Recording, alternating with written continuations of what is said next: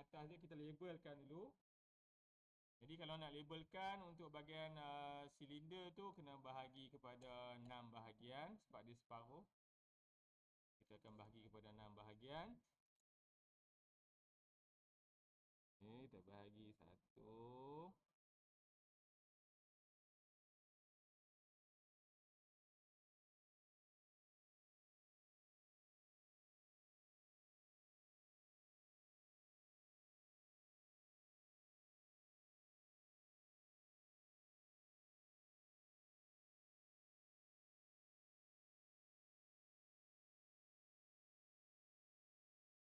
Okey.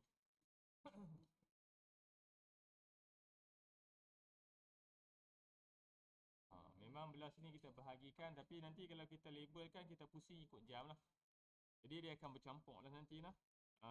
Satu, dua, tiga, empat, lima, enam, tujuh, lapan, 9 sampai balik kepada K lah.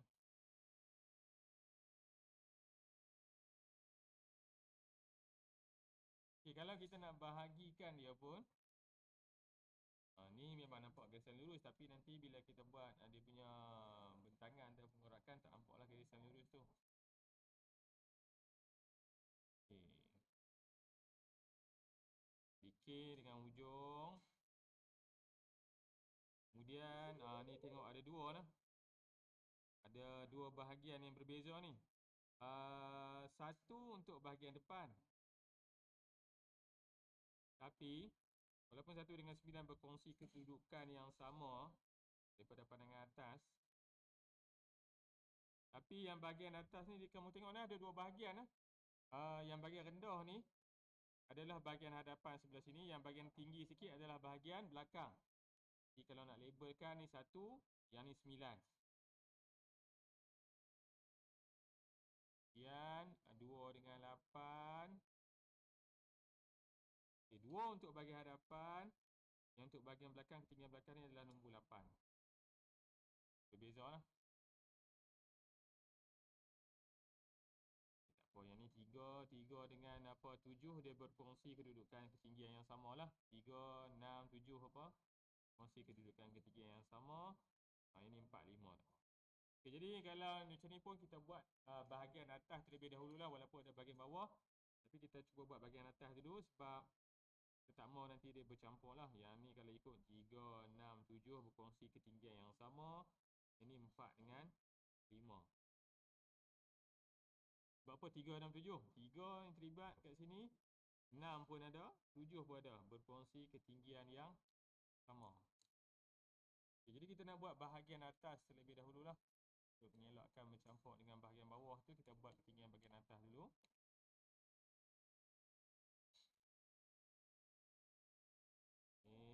Bentangan.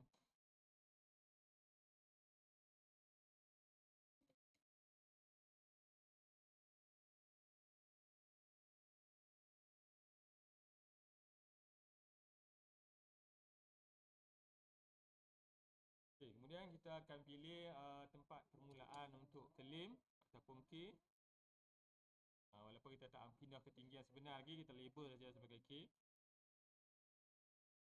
Lepas tu baru kita ambil ukuran ni lah. K sampai 3 dia berkongsi. 1, 2, 3 berkongsi dia punya bukaan yang sama lah. Sebab kita dah bahagikan dia kepada 6 bahagian tadi. Ini seperti bulatan.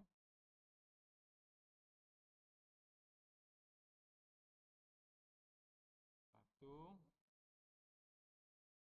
dua, tiga.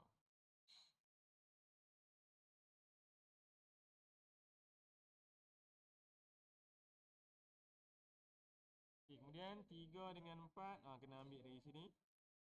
Sebab ni bahagian prisma. 3 dengan 4.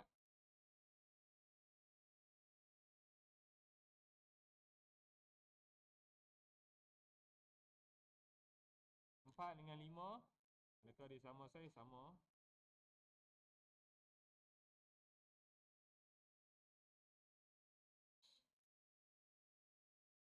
5 dengan 6 pun sama saiz juga. Dia macam hexagon tu, separuh hexagon.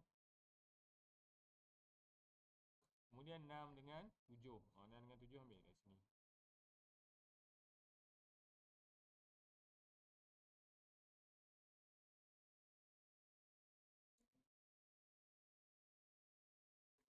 Kemudian 8, 9 sampai K dia berkongsi saiz yang sama lah.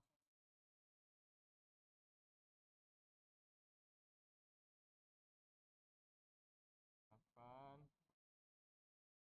9, K.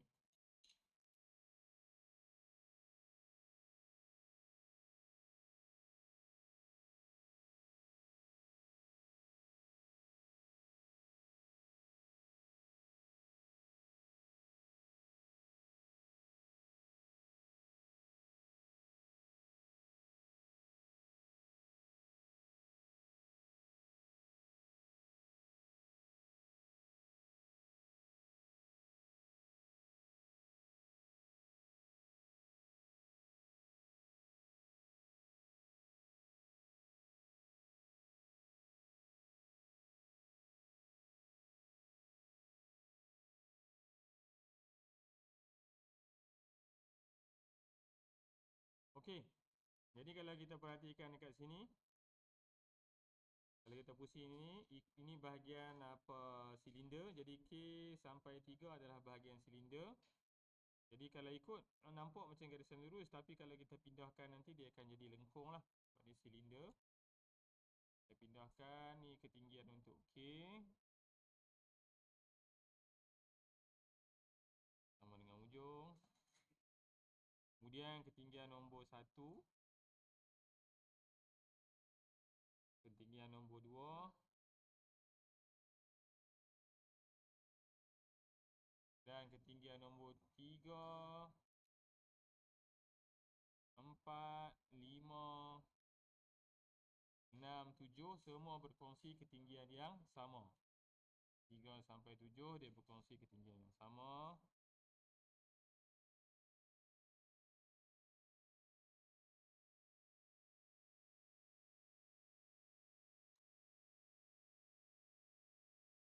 Dan dari nombor 7 dia turun 8, 9 sampai K. Ni pun dia nampak garisan lurus daripada pandangan hadapan, tapi bila kita pindahkan dia akan jadi lengkung lah sebab kita buat pada silinder. So, ini adalah ketinggian untuk nombor 8 dan nombor 9.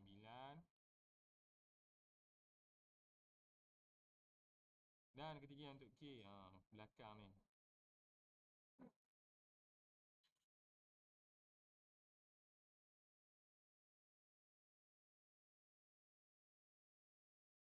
Ketinggian untuk K, untuk bahagian belakang kat sini.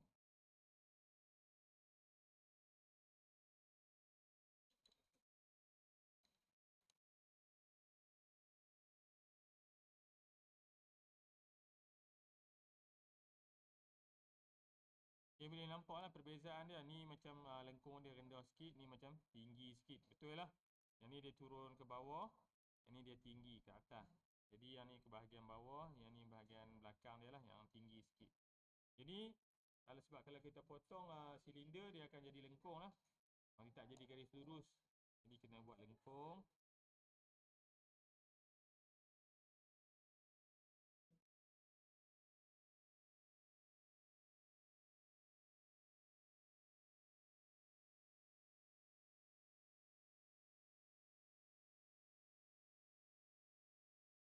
Untuk bahagian hadapan dan untuk bahagian belakang.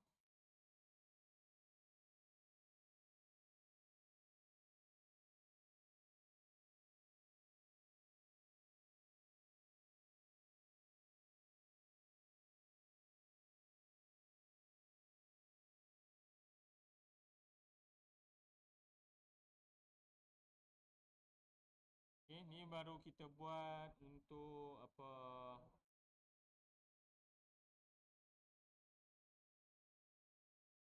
bahagian atas ah. Okey, ini baru bahagian atas. Tak terlibat lagi bahagian-bahagian yang lain.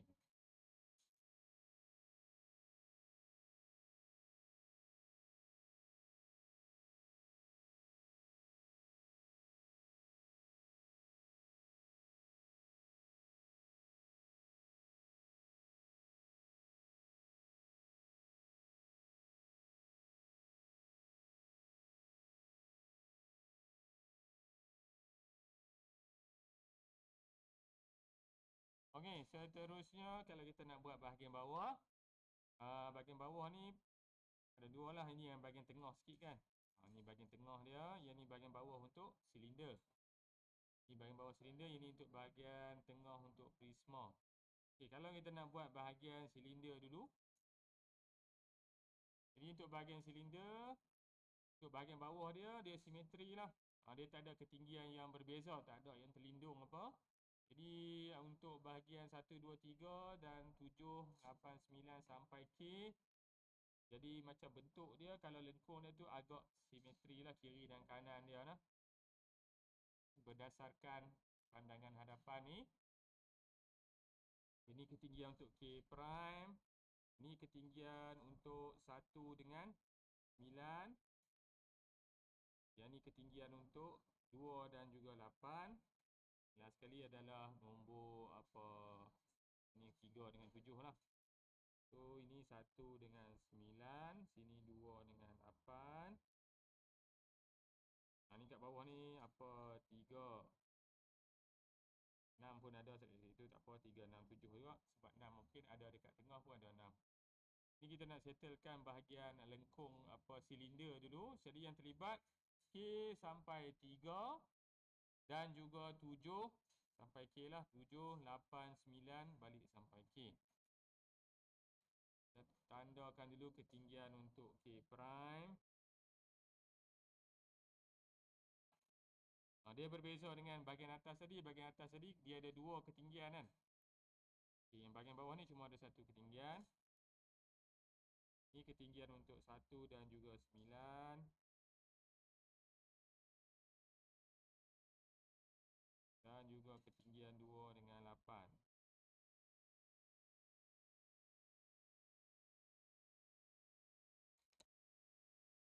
Okey, jadi lengkung dia K sampai nombor 3. Dan dekat sini 7 sampai K. Dia simetri ya, boleh nampak lah. Simetri di sebelah kiri dan juga kanan. Cuba lukis. Bahagian mana yang sesuai digunakan.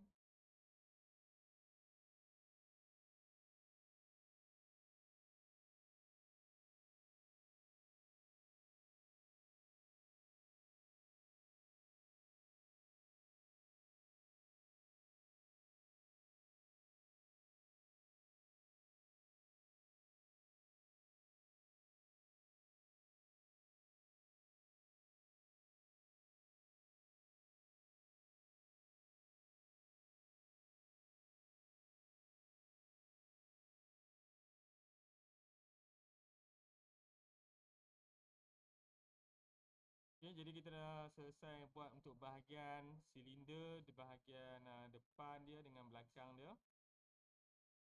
Okay, kemudian ini yang tengah-tengah ni adalah bahagian untuk prisma. Okay, jadi bahagian untuk prisma. Okay, kalau kita perhatikan dekat sini. Okay, untuk nombor 3 dan nombor 6 dengan 7. Dia akan berfungsi kat tengah ni. Ini sama ada 6 atau 7, tidak pasti. Nanti kita tengok bentuk dia lah. Kita tandakan dulu. Kemudian bahagian tepi ni adalah nombor 4 dengan nombor 5. Okay, nombor 4 dengan nombor 5. Ini adalah nombor 4 dan nombor 5.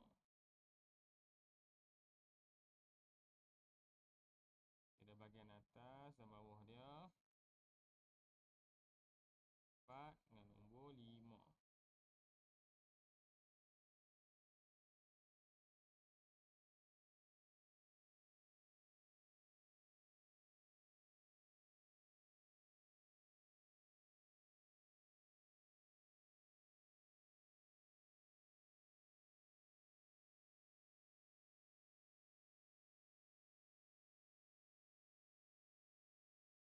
Dia akan sambung dengan nombor 4. Dan terus sambung dengan nombor 6.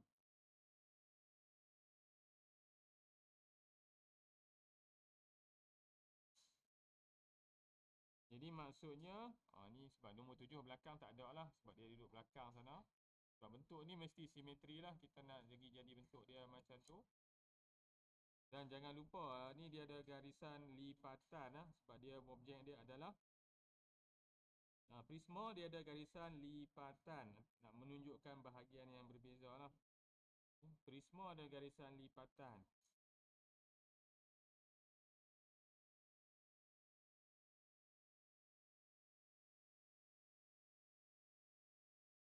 Untuk garisan elemen, untuk silinder tak payah terangkan. Yang diterangkan ni adalah garisan lipatan pada prisma.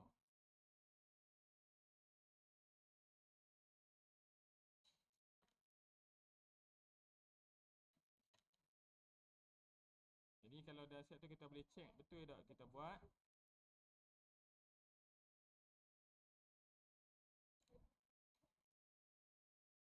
Okey, 3 sampai 7 adalah bahagian untuk prisma, betul ya? 3, 4, 5, 6, 7 adalah bahagian untuk prisma. Yang ni kepingan dia macam ada satu segmen berbeza adalah untuk yang ni lah, yang dekat sini. Jadi 1K sampai 3, 7 sampai K adalah bahagian silinder.